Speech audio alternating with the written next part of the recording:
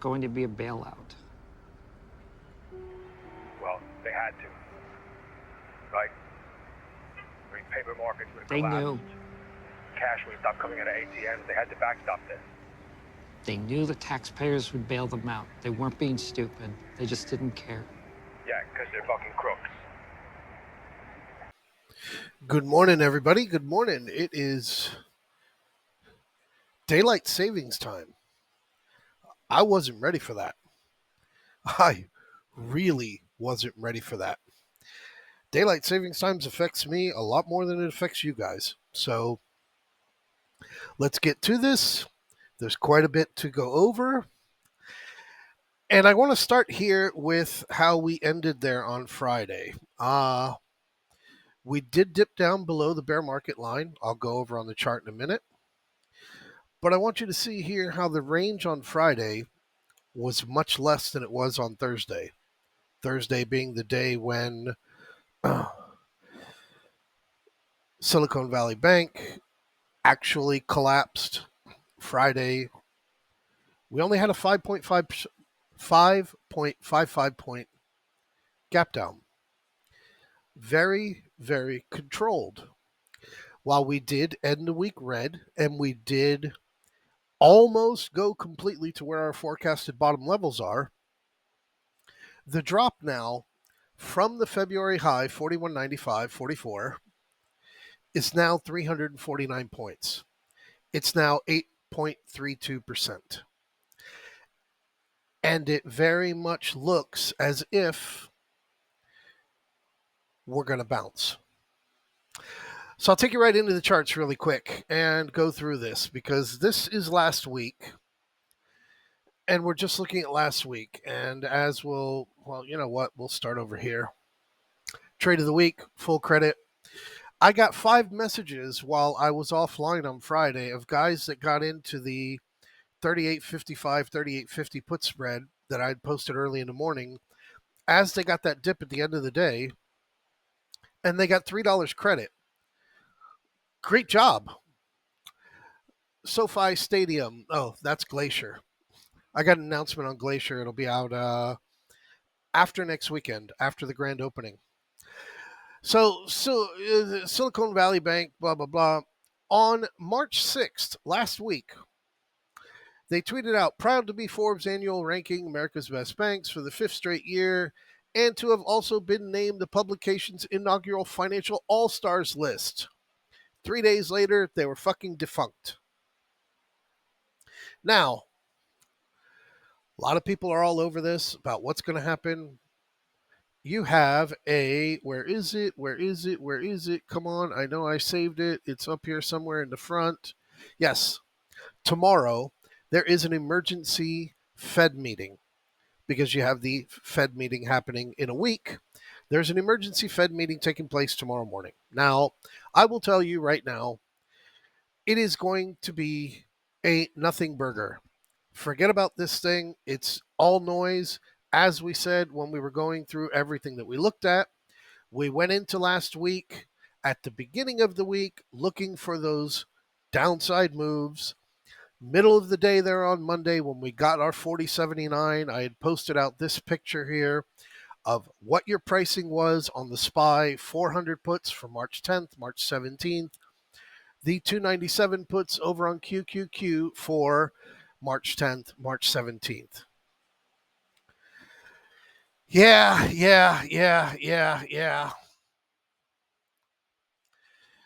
$1.72 could have gone into $15.31 at the end of the day on Friday. So since we don't call our ex-girlfriends or ex-boyfriends, depending on what gender you are, it doesn't really matter.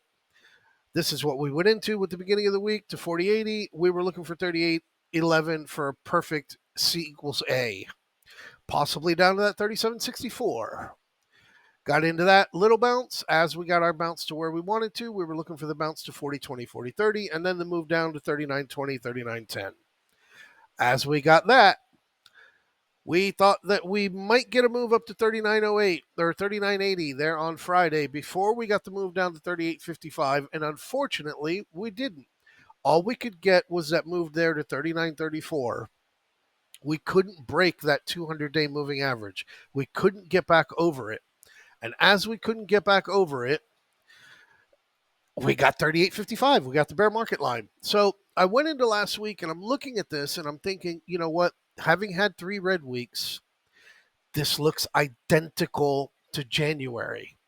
It looks identical to March. It looks identical to August.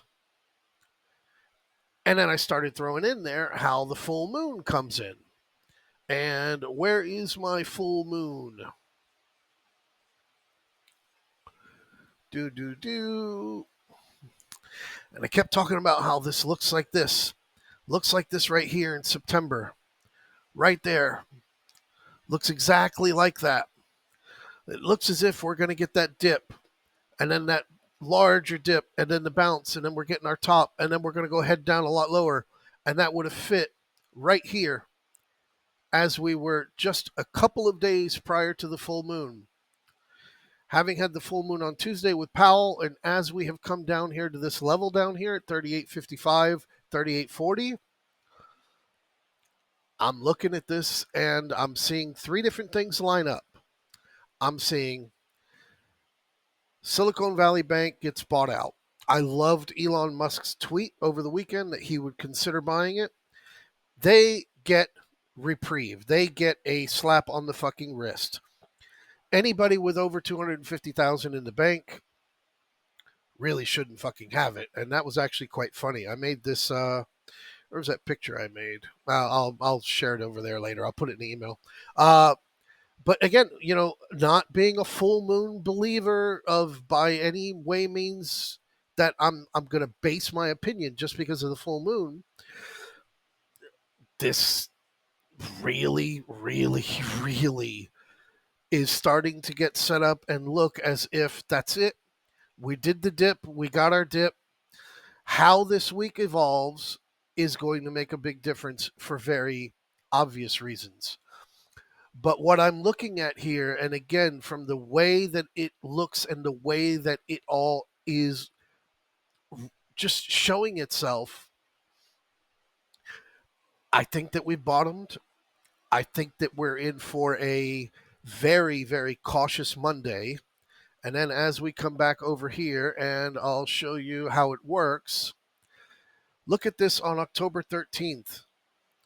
We had a horrible CPI report, and we bottomed the next day on the 14th, or on the 13th, whatever day it is. Horrible CPI report, and we bottomed. November, we beat. We had that skyrocket.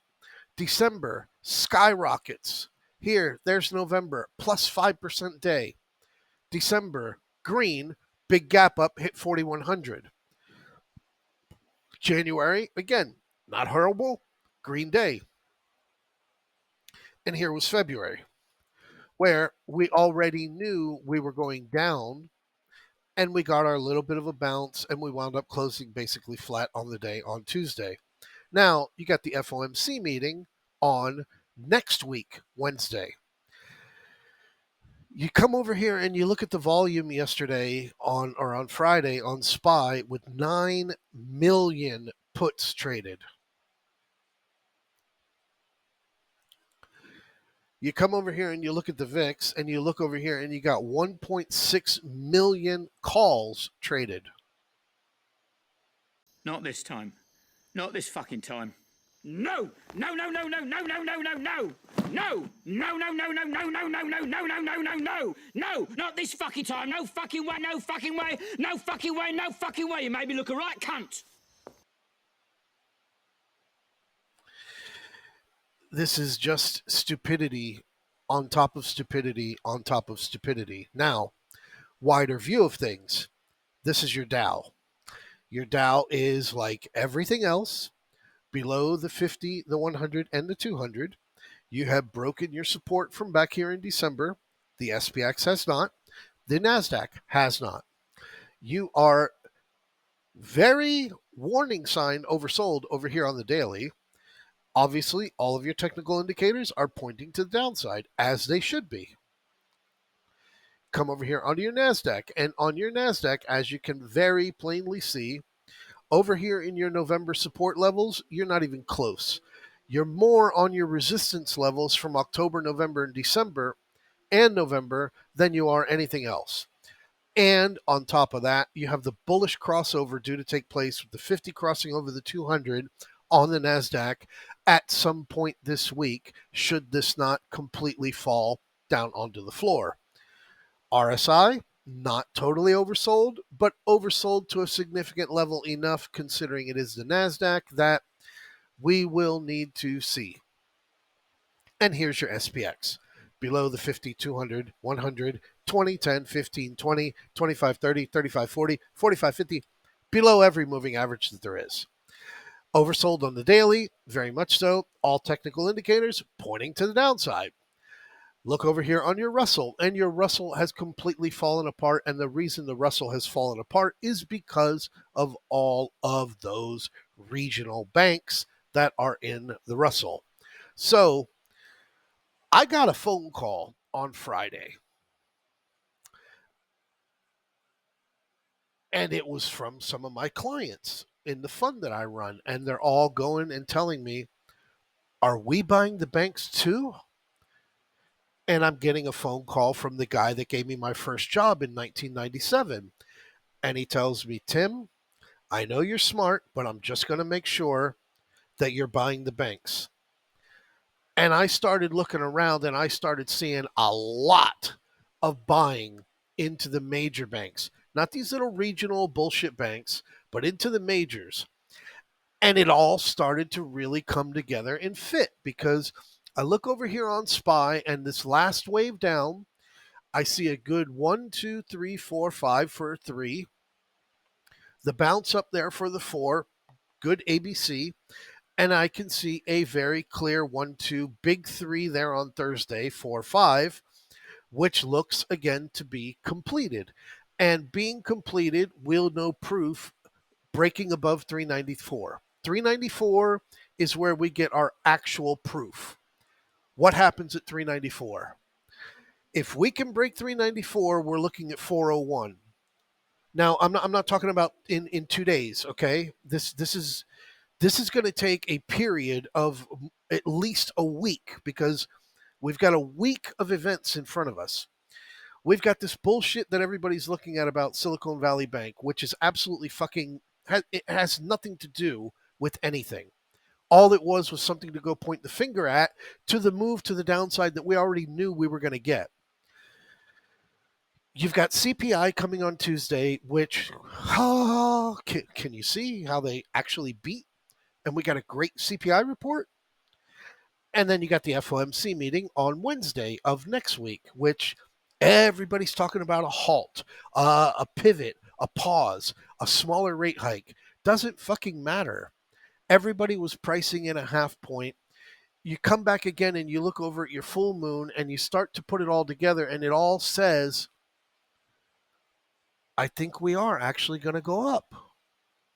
And up around that 407.50 later next week is only 100 points to the upside. I'm sorry, it's 200 points to the upside. It's half, a little bit more than half of this 349 point drop. So it's not out of the question going back over there to, where our highs were last week on Monday. But we very clearly know already we've got that 402.50. We've got this 394. 394, 395. Then we're starting to get back to the 200-day moving average kind of stuff.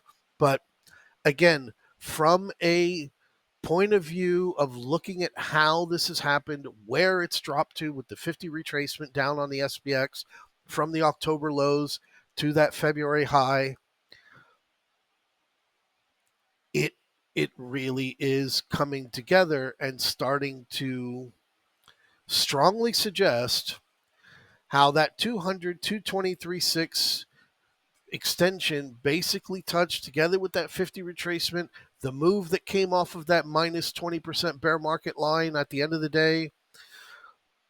There's a lot out there that is all trying to say that, yeah, we are very much looking as if we could get a move to the upside. And I'll tell you here, what really hit me was this right there. You have 2 minutes at 28.84. 2 minutes. And it dropped on Friday. This is one of the main reasons right here. This one right here telling me, yes, I do think that the way that this looks, from how it's all put together, we're due to get a bounce. So VIX over here, weekly, or what am I looking at? Daily, whatever. Way overbought, all the way up there. Again, the VIX isn't something that you're going to go and rely on, but then you come over here onto the SPX, onto the weekly, and very obvious reasons. RSI on the weekly is starting to look quite low. So, yes, as we have always discussed, markets do not bottom on Fridays. Doesn't happen. So what we are going to be looking at here, having had that move down and perfectly projected to where we wanted to, you can see here a 1, 2, 3, 4, 5. It all looks very, very clear. I do believe that this week we are going to be looking at a move to the upside.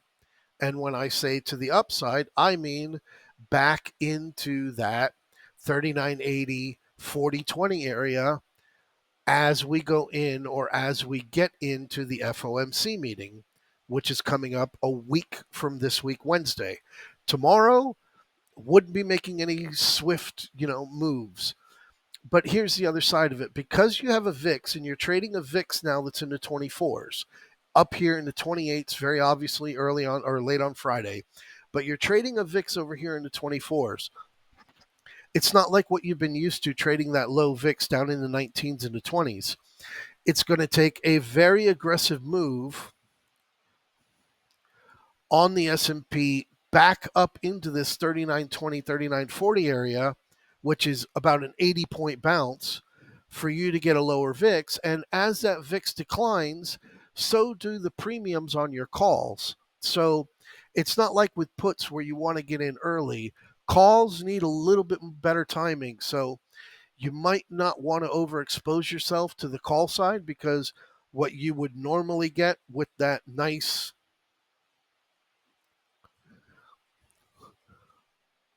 over 1,000, not 1,000%, $2 to $14. So, this 600, 700% run on these puts that you got into early on Monday, you're not going to get that kind of run on calls. On calls, 50%, 60%.